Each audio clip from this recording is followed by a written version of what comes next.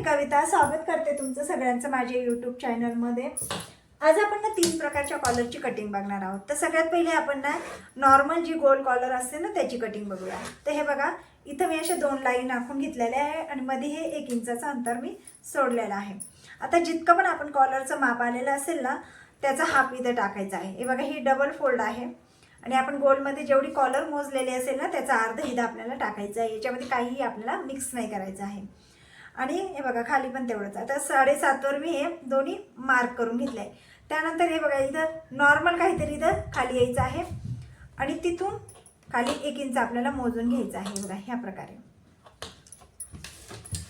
आणि याला नॉर्मल असा शेप देऊन घ्यायचा आहे कॉलरचा आणि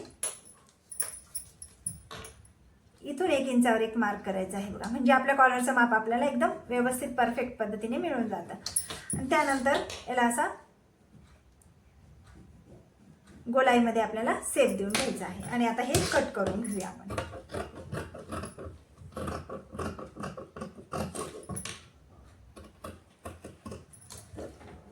अगदी सोपी पद्धत ही कॉलरची।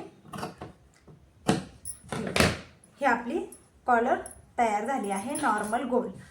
आता आपण दुसरी पद्धत बघूया, दुसरी कॉलर बघूया जी थोडीशी असून याच्यापेक्षा थोडीशी अजून राऊंड मध्ये असते। त्याच्यासाठी पण आपण इथं अशाच प्रकारे 1 इंचावर अशा 2 लाईन आखून घेऊया। त्यानंतर याला पण आपण 7.5 वर एक मार्क करून घेऊया। बघा, 7.5 वर एक आणि खाली पण इथं 7.5 वर एक। त्यानंतर इथं आपण 3 इंचावर एक मार्क करूया, इथे पण 3 इंचावर एक मार्क करूया। त्यानंतर इथून खाली आपण 1.5 इंचावर एक मार्क करूया आणि इथून खाली आपण 1.5 इंचावर एक मार्क करूया। आता याला आपल्याला ह्या प्रकारे इथून असं गोल गोल फिरवत आपण जी 3 इंचावर एक मार्क केलं होतं ना तिथपर्यंत आपल्याला न्यायचं आहे। त्यानंतर इथून आपल्याला 1-1 इंचावर एक मार्क करत जायचं आहे। हे बघा, ह्या प्रकारे जिथून आपण ही गोलाई दिली ना तिथून 1-1 इंचावर आपल्याला एक मार्क करत जायचं आहे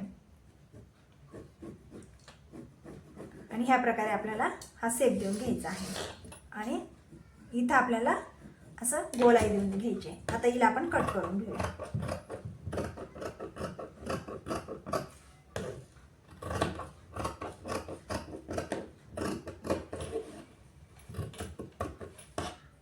हे बघा, आता ही आपली, हे बघा, याच्यापेक्षा आपली थोडीशी अजून ही राऊंड मध्ये आली आहे। आता आपण तिसरी कॉलर बघूया। आता तिसरी कॉलर तयार करताना पण आपल्याला ह्याच पद्धतीने परत आपल्याला लाईन आखून घ्यायची। बघा,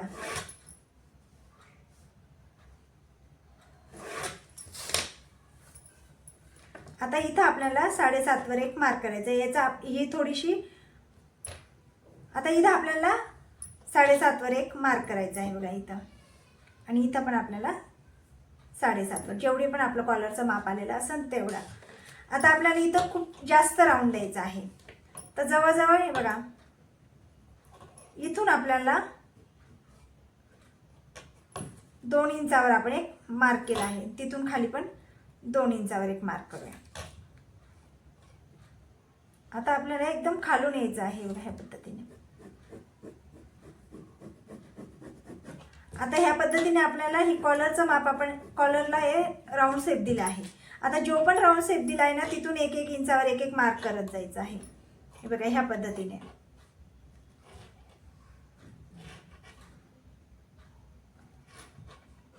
इथपर्यंत आणि इथून पण आपल्याला 1 इंचावर एक मार्क करून घ्यायचा आहे। बघा, ह्या पद्धतीने।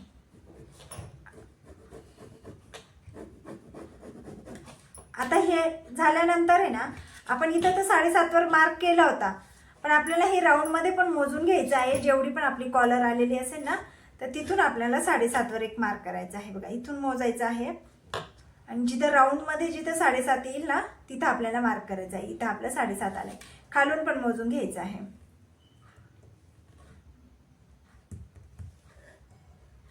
हे बघा, इथंच येत आहे।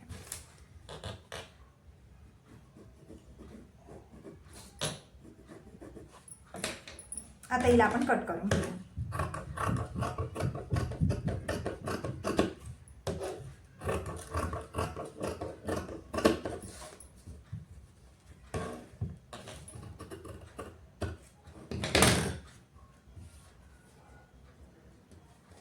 ही बघा, ही जास्त गोल आलेली आहे ह्या पद्धतीने.